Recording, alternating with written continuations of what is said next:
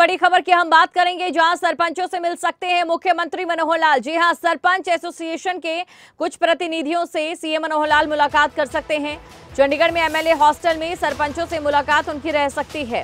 तो देखिए, इससे पहले भी सरपंच प्रतिनिधियों से मिलने का समय था सीएम मनोहर लाल का, लेकिन सीएम मनोहर लाल उस समय मिल नहीं पाए। लेकिन आज ये देखने वाली बात होगी कि अगर सरपंचों से मुख्यमंत्री मनोहर लाल मिलते हैं तो क्या खास रहता है, क्या उनकी मांगे मान ली जाती हैं। और इसी खबर पर अधिक जानकारी के साथ संवाददाता अनिल मोर हमारे साथ जुड़ चुके हैं। अनिल, आपसे जानना चाहेंगे, क्योंकि देखिए सरपंच लगातार मिलने का समय मांग रहे हैं और अगर आज मिल जाते हैं तो कितनी संभावना नजर आ रही है कि ये मसला हल हो जाएगा।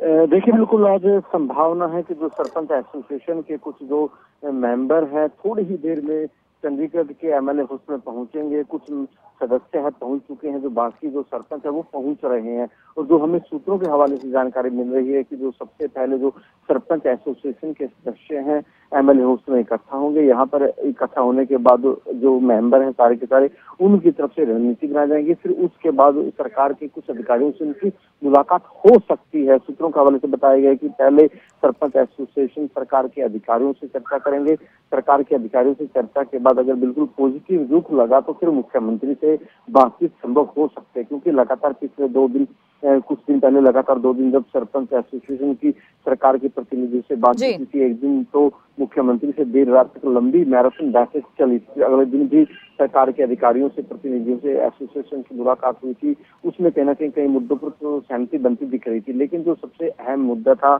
जिसमें कहीं ना कहीं जो ई टेंडरिंग का सरपंच विरोध कर रहे हैं, जो 2 लाख की सीमा तय की गई जिसको बढ़ाने की मांग की गई थी, उसमें कहीं ना कहीं थोड़ा लचीला रुख सरपंचों ने भी दिखाया था, थोड़ा लचीला रुख सरकार ने भी दिखाया था। लेकिन जो पूर्ण तौर पर जो सहमति थी वो नहीं बन पाई थी। अब एक बार फिर जो सदस्य है सरपंच एसोसिएशन चंडीगढ़ पहुंचनी शुरू हो चुकी है।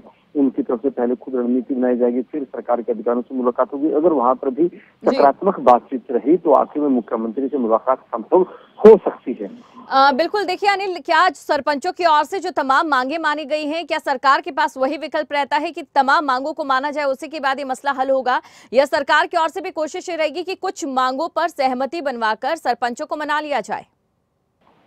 देखिए, जो सबसे बड़ा पेच फंसा हुआ है वो ई टेंडरिंग को लेकर फंसा हुआ है, क्योंकि सरकार की तरफ से जो नियम बनाया गया था जिसके तहत जो सरपंच 2 लाख तक की सीमा तक के काम करवा सकते हैं, 2 लाख की सीमा से ऊपर के जो भी काम है वो ई टेंडरिंग के जरिए करवाने होंगे।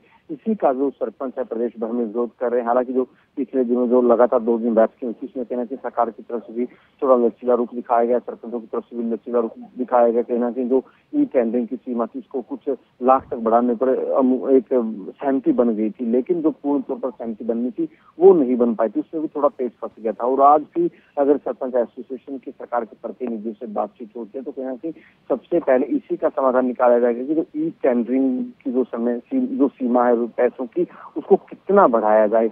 अगर जो सकारात्मक बात सरकार के प्रतिनिधियों से होती है तो फिर उस आधार पर कहीं ना कहीं फिर मुख्यमंत्री से बातचीत संभव हो सकती है। सरकार में 2024 से पहले जिस तरीके से कई मुद्दे सामने आ रहे हैं, चाहे बात सरपंचों के मुद्दे की करें, ओल्ड पेंशन स्कीम को लेकर करें, क्या इससे ये नजर आ रहा है कि 2024 के लिए सरकार के सामने चुनौतियां कम नहीं? अगर बात करें सरपंचों के आंदोलन की बात करें, सरपंचों का आंदोलन लंबा खींच गया था।